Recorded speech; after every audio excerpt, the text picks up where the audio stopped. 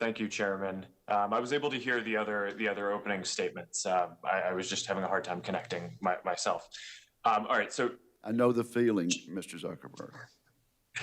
Chairman Wicker, Ranking Member Cantwell, and members of the committee, every day, millions of Americans use the internet to share their experiences and discuss issues that matter to them. Setting the rules for online discourse is an important challenge for our society, and there are principles at stake that go beyond any one platform. How do we balance free expression and safety? How do we define what is dangerous? Who should decide? I don't believe that private companies should be making so many decisions about these issues by themselves. And at Facebook, we often have to balance competing equities. Sometimes the best approach from a safety or security perspective isn't the best for privacy or free expression. So we work with experts across society to strike the right balance. We don't always get it right, but we try to be fair and consistent. The reality is that people have very different ideas and views about where the lines should be.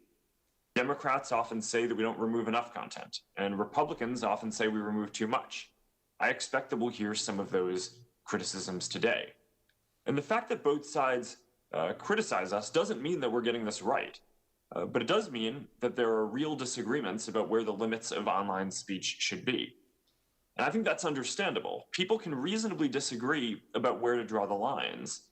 That's a hallmark of democratic societies, especially here in the US with our strong First Amendment tradition.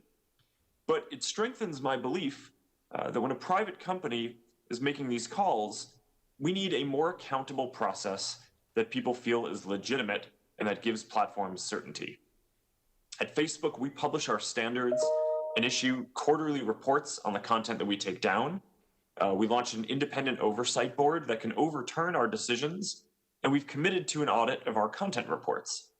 But I believe Congress has a role to play too in order to give people confidence that the process is carried out in a way that balances society's deeply held values appropriately, and that's why I've called for regulation. Right now, the discussion is focused on Section 230. Some say that ending 230 would solve all of the internet's problems. Others say that it would end the internet as we know it. From our perspective, Section 230 does two basic things. First, it encourages free expression, which is fundamentally important. Without 230, platforms could potentially be held liable for everything that people say. They'd face much greater pressure to take down more content to avoid legal risk. Second, it allows platforms to moderate content. Without 230, platforms could face liability for basic moderation, like removing harassment that impacts the safety of their communities. Now, there's a reason why America leads in technology. Section 230 helped create the internet as we know it. It has helped new ideas get built and our companies to spread American values around the world, and we should maintain this advantage. But the internet has also evolved, and I think that Congress should update the law to make sure that it's working as intended. One important place to start would be making content moderation systems more transparent.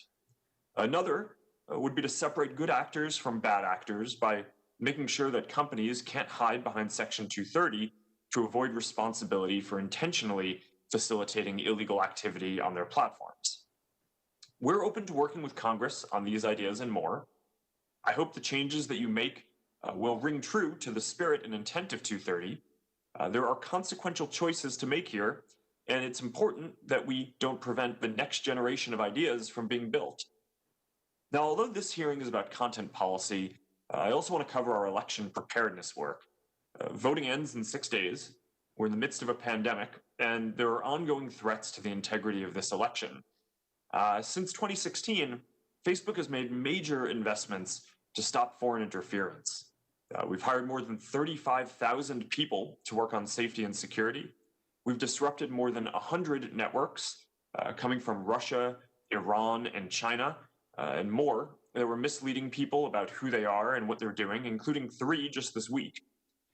This is an extraordinary election, and we've updated our policies to reflect that.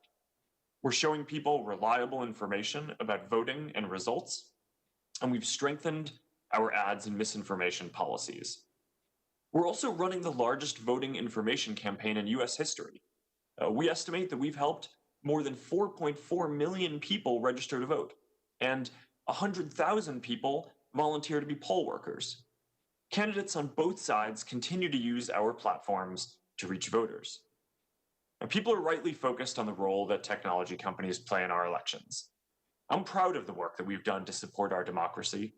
This is a difficult period, but I believe that America will emerge stronger than ever, and we're focused on doing our part to help.